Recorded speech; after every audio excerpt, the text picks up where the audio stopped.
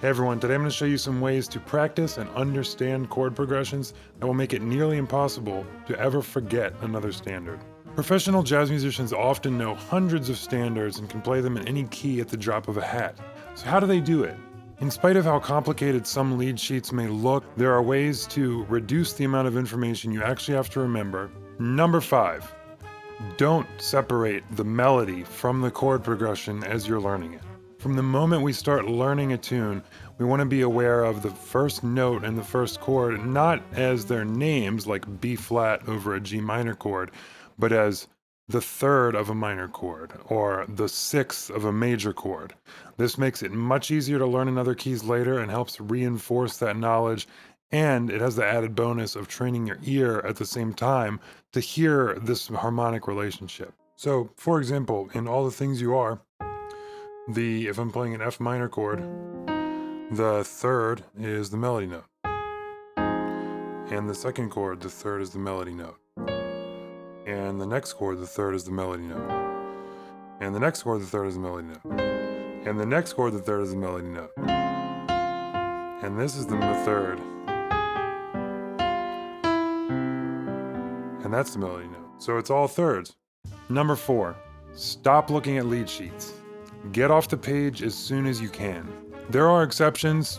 Maybe there's a brand new piece of music you're playing, but as a general rule, try to stop looking at the lead sheet in practice time when you've played the melody, you've played the bass line, you've played the arpeggios on a saxophone, or played the chords if you're playing a chordal instrument like piano or guitar a few times through. Turn it over, see what you can get, look at it, figure it out, see if you can really get through it from memory, at least in a cursory way, the very first practice session.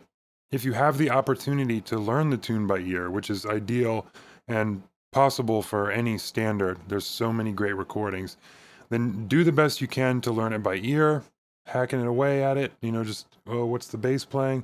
What might this chord be? Then, do your best, then look at a high quality lead sheet to check your work. It's okay when you're starting out if you're off by a little bit, because the important thing is that you're training your ear. Every time you try to figure out what the bass is playing, what's the chord the piano is playing, figuring out the melody of a fast bebop tune, that's not easy. And every time you try to do it, you're getting better at that. Number 3, analysis. This is where sheet music is very handy. It's not easy to do this in your head at first, and pencil and paper will help it stick. So I want to look at Satin Doll, the standard by Duke Ellington. Very standard chord progressions overall. The bridge is a 2-5 to the 4. It uses a lot of 2-5 and 3-6, but there's just enough spiciness and chromaticism to make it interesting. Plus, it's Duke Ellington. You'll never regret learning anything that Duke Ellington and Billy Strayhorn wrote together.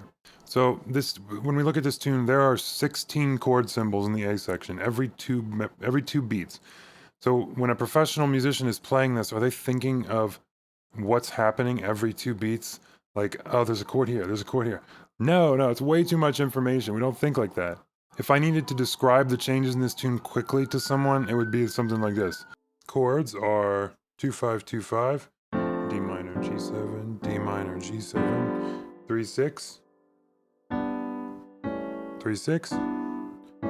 Now our root's staying the same, but we're moving to the minor 6, 2, which is the 2-5 in the key of the 5. And then the same thing down a half step. And then back to 1. And for the turnaround at the end of the A section on the first ending, we can practice just the chromatic walk down.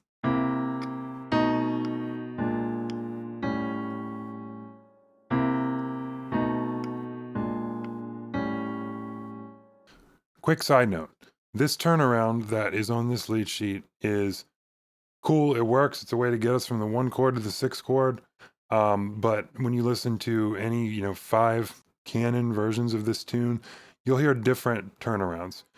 That's part of the jazz learning process, is the flexibility that happens with the changes, especially in turnarounds like this. So make sure you keep the ears open. Number 2, my second favorite way to never forget a standard again is to loop the hard parts. Don't waste your practice time on the 2-5, 2-5, 3-6, 3-6. you may not need to spend so much time in the practice room on that part, but you might need some time on the 5 of 5, the chromatic 2/5 where it goes down a half step. It's like a tritone sub, then the root and these chromatic dominant chords. That'll take more practice. So put those last 4 bars of the A section, practice them on a loop. If you're not familiar with this, pianist Kenny Werner has a book called Effortless Mastery, which I highly recommend. But to sum it up, it's about not moving on from any musical subject until the one you're working on right now feels completely effortless. And so, if you're thinking all this stuff while you're playing, then you're not there yet. That's not effortless. So until you can get through it,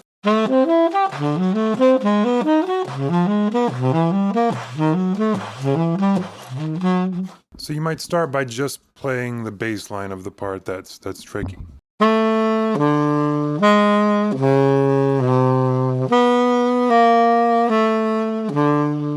And then we might add the triads.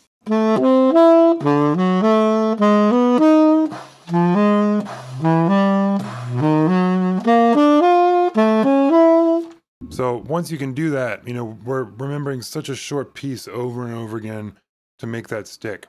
The important thing to do with these sections too is once you get them, immediately try them in another key. So now I'm going to go from the key of C to, say, the key of E flat.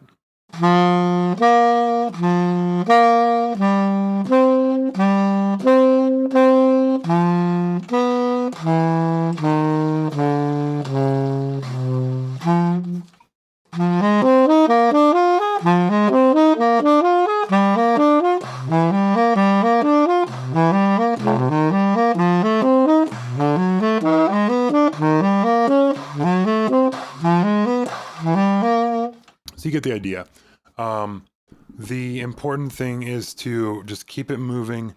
Once you get that pattern, move it to some other keys, learn it, try to understand how the connections work. If you're not a chord player, try this on keyboard anyway. It's very helpful.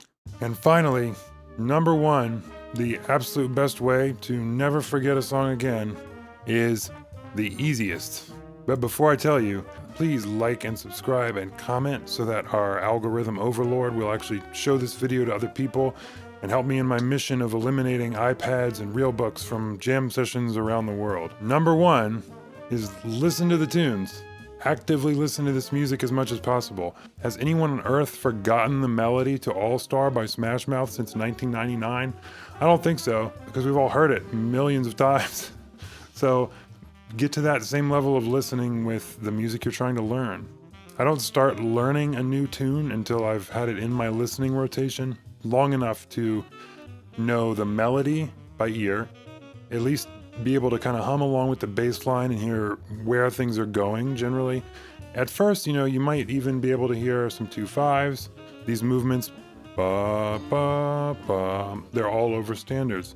So yeah, listening until you can sing the bass line, the melody, and kind of know the form of the song before you ever see a lead sheet, like really actively listening to it, so that when you learn it, you sit down to learn it, you'll be able to play chunks of it without ever looking at any sheet music. And now I want to hear from you. What strategies do you use to remember songs? Do you make your own lead sheets? Do you have any specific harmonic exercises you like to play through the changes? And what are some tunes that you have a hard time remembering that we can maybe do an analysis breakdown of on this channel? Again, thank you for listening. Like, subscribe, comment, and have a great day.